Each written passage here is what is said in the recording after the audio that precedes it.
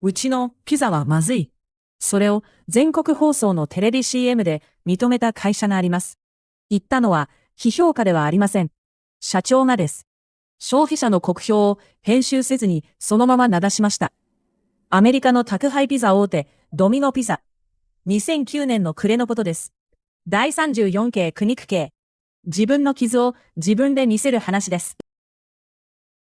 広告の教科書にこんな手は載っていません。悪評は隠すか薄めるか上書きする。それが定石のはずです。では、定石破りが偶然当たったのか、それとも設計だったのか。この動画では、まずいと社長が言った翌年の決算を確かめ、そしてこの経が一度しか使えない理由を示します。この話は3つの色で進みます。金は経営、アメリカの宅配ピザ大手、ドミノピザの経営陣です。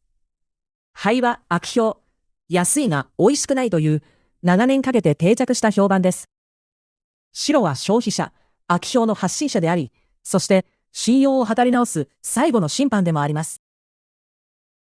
まず、通説の根拠から、悪評を自分から認めれば、それは公式の事実になります。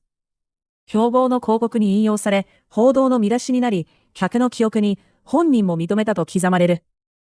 だから企業は傷を隠すのです。臆病だからではありません。認めることの損害が計算できないからです。定石は合理な産物でした。実際、危機管理の現場では今もこれが基本形です。反証の前に当時の同社の位置を見ます。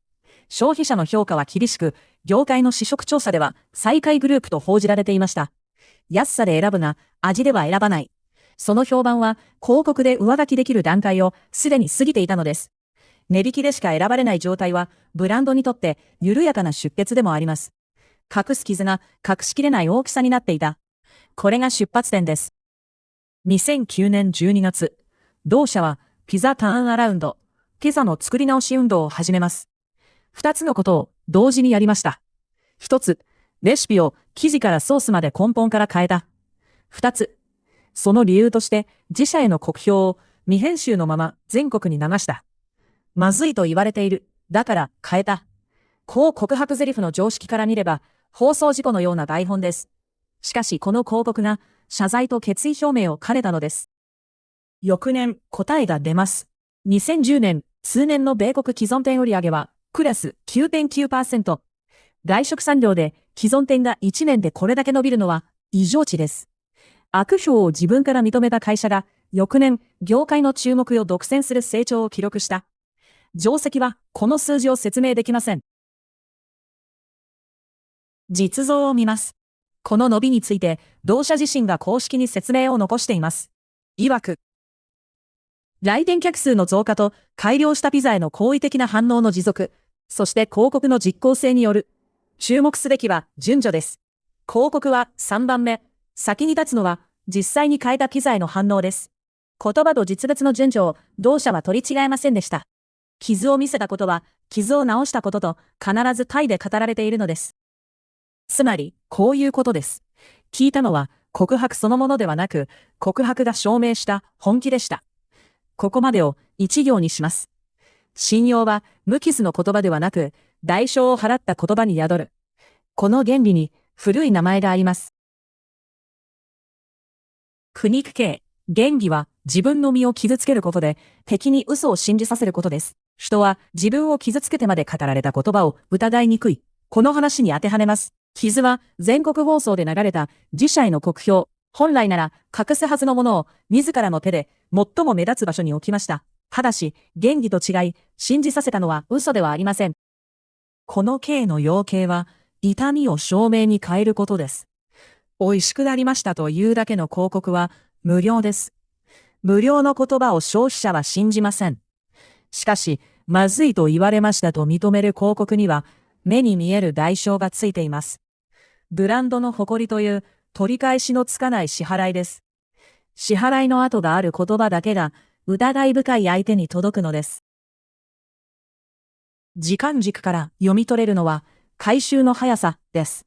告白が2009年の暮れ、答えの数字が2010年の通年決算、1年での勝負でした。もし翌年の数字が平凡なら、まずいと自分で言った会社という記録だけが残ります。この刑は長い賭けができません。告白の鮮度が落ちる前に実物で答えを見せる必要があるのです。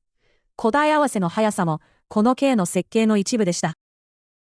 ここでこの動画の限界を言います。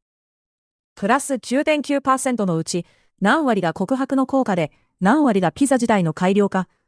外部からは分解できません。同社の説明も複数の要因を並べる形です。確かなのは告白と改良が同時に行われ、翌年に異常値の成長が来たという並びだけ、単独の魔法として語ることはこの動画にはできません。この刑には構造的な制限があります。二度目がないのです。一度目の告白は勇気に見えます。二度目の告白はまた悪くなったのかという証明にしかなりません。傷を見せて真を得る取引は同じ相手に対して一回きり。図にすればこれは最低点のできない一発だけの銃です。撃つ日を選び間違えたらそれで終わりです。決着です。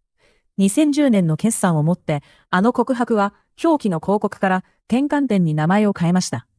自分で見せた傷は治った姿とセットになって信用に変わったのです。隠していれば傷は傷のままでした。治った姿だけを見せる道もあった中で傷から見せた順序が効いたのです。見せる勇気ではなく治す準備がこの刑の本体でした。ただし、この刑には代償があります。まずいと認めた会社という記録は成功した今も消えていません。この動画がその証拠です。10年以上経ってもこうして語られ続ける。傷の告白は成功しても永久に検索され続ける入れ墨になります。入れ墨は誇りにもなり得ます。ただし選べるのは入れる日だけです。そして先ほどの通り2発目はありません。次に味が落ちたとき同じ手は使えないのです。苦肉刑、総括します。傷を見せて真を得る。ただし治す準備とセットで一度だけ。教訓は一つです。謝罪や告白を広報の技術として使うなら、実物の改善を先に用意すること。日本企業なら、不祥事の会見を開く前に、何を変えたかを一枚で言える状態にしておくべきです。一つの傷で真を得る刑があれば、いくつもの手を鎖でつなぐ刑もあります。連関係。その前に、この刑の掟を3行だけ置いて終わります。自分の傷は自分で見せよ。他人に見つけられた傷は言い訳になる。そしてこの刑は一度しか効かない。